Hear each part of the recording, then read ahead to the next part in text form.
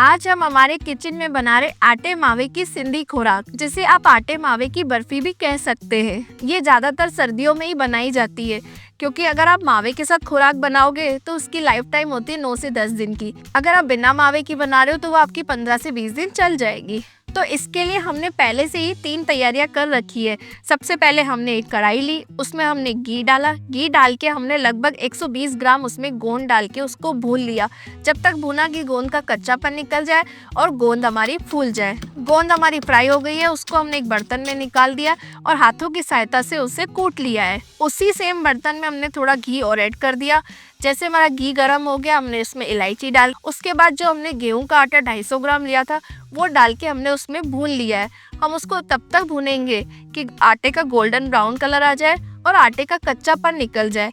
जैसे आपने देखा होगा कि आपने कभी आटे की पंजीरी बनाई होगी, उस हिसाब से हमें आटे को गोल्डन ब्राउन करना होगा। उसके बाद हम चलते तीसरी प्रिपरेशन पे। इस मेजरमेंट के हिसाब से हमने 350 ग्राम चीनी लिए, 100 ml हमने दूध लिया है चीनी को मेल्ट करने के लिए। उसी में हमने केसर डाल दी है, जिससे कि हमारी खुराक में खुशबू और अच्छे से आ जाए। तो आइए बनाते हैं। हमने सबसे पहले एक बर्तन ले लिया और गैस की फ्लेम कर दी हमने ऑन, और उसके बाद हमने इसमें डाल दिया देसी घी। देसी घी हमारा अच्छे से मेल्ट हो चुका है। अब हम इसमें डालेंगे 200 ग्राम खोआ, जिसे फीका मावा भी कहते हैं। अब हमें इसको धीमी आंच पर भूनना है जब तक कि इसका गोल्डन ब्राउन कलर ना आ जाए। याद रखिएगा, धीमी आंच पर ही भूनना है। इस मेजरमेंट के लिए मैंने चीनी किस हिसाब से ली है वो मैं आपको बता देती हूँ। हमने यहाँ पे 250 ग्राम गेहूं का आटा लिया है, तो 250 ग्राम ही हमने चीनी ली है। यहाँ पे हमने खोआ लिया है 200 ग्राम, तो उसका लगभग आधा 100 ग्राम हमने यहाँ पे चीनी ली है। तो टोटल हमारी चीनी हो गई 350 ग्राम। हमारे खोए को भूनते हुए हमें 10 मिनट हो चुके हैं। खोए ने साइड छोड़ दी है। आप देख सकते हैं हमारा खोआ कहीं भी नहीं चिपक रहा है, साइड से ऑयल भी स्प्रेड हो रहा है। पर अभी भी हमें खोए को भूनना है, थोड़ा गोल्डन ब्राउन करना है। हमारा खोआ हल्का हल्का गोल्डन ब्राउन हो चुका है। इस स्टेज पे हम डालेंगे इसमें इलायची। थोड़ी इलायची हमने आटे में ऐड करी थी, थोड़ी हम खोए में ऐड करेंगे। इसी स्टेज पर हम इसमें जो हमने आटा भून के रखा था 250 ग्राम, वो हम डाल देंगे। अब हम दोनों को अच्छे से मिक्स कर देंगे।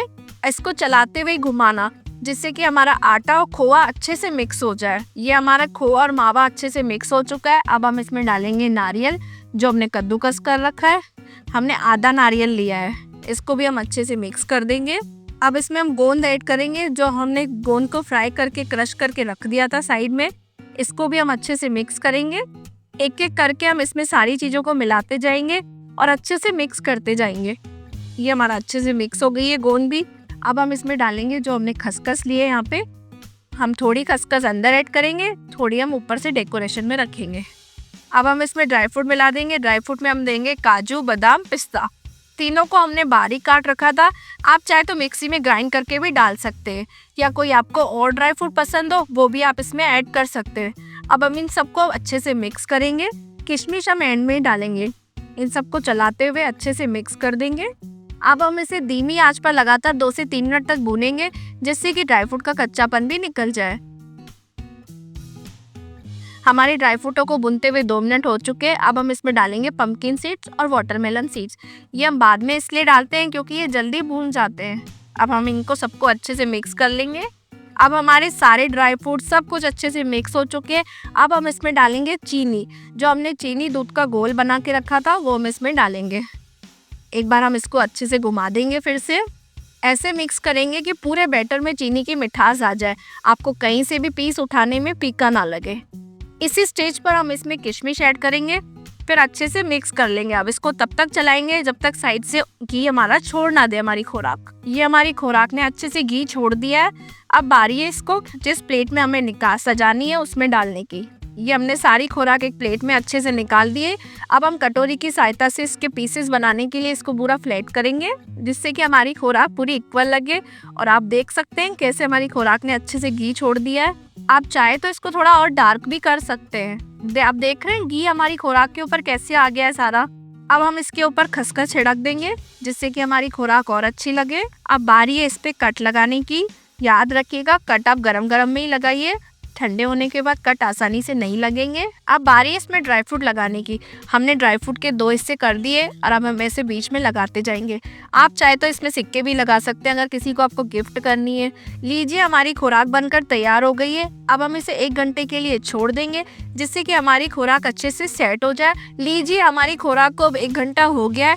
अब बारी है इसको पीसेस में काटने की। हमने खुराक को पीसेस में काट लिया है। आप चाहे तो इसे कोई सा भी शेप दे सकते हैं। आप इसे किसी को गिफ्ट में भी दे सकते हैं पन्नी में रैप करके। बाकी हमारी खुराक थोड़ी सॉफ्ट बनी है क्योंकि इसमें दूध का इनका सबका मिश्रण होता है, तो इसलिए सॉफ्टनेस आई है। और ये खुराक बड़े बुजुर्ग बच्चे आराम से खा सकते हैं। मेरी रेसिपी अच्छी लगी हो तो मेरे चैनल को फॉलो कर दीजिए। मिलते एक नई रेसिपी के साथ।